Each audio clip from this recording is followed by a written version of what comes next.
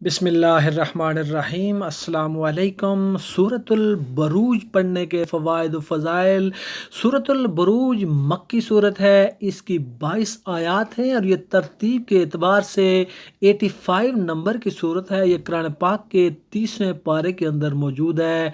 कुरान पाक में हर मुश्किल का हल और हर बीमारी का इलाज मौजूद है। इसी तरह सूरतुल बरूज के पढ़ने के अपने ही ज़बरदस्त फ़ज़ाइल व फ़वाइद हैं। जहाँ तक इस सूरत के फ़ज़ाइल व फ़वाइद का तल्लुक़ है तो इसका एक फ़ायदा यह है कि अगर कोई बदगुमान शख्स है जो आपके बारे में बदगोई करता है, आपका दुश्मन है, तो आप रोज़ाना बावज़ू 5 मरतबा सूरतुल बरूज पढ़ें तो इंशाअल्लाह वो शख्स बदगोई बदगुमानी से बाज आ जाएगा।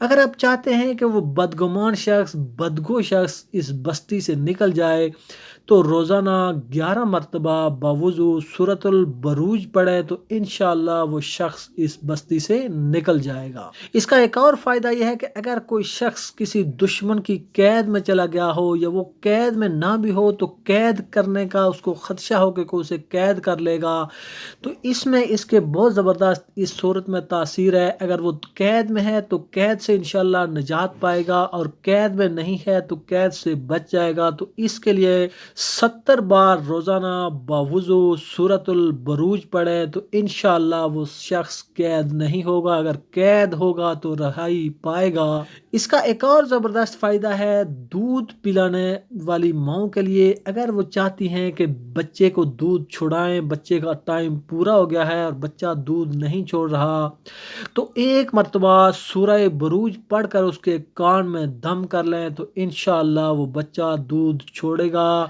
इस सूरत का एक तावीज़ बना के उस बच्चे के गले में डाल लें तो इंशाअल्लाह वो बच्चा दूध छोड़ देगा।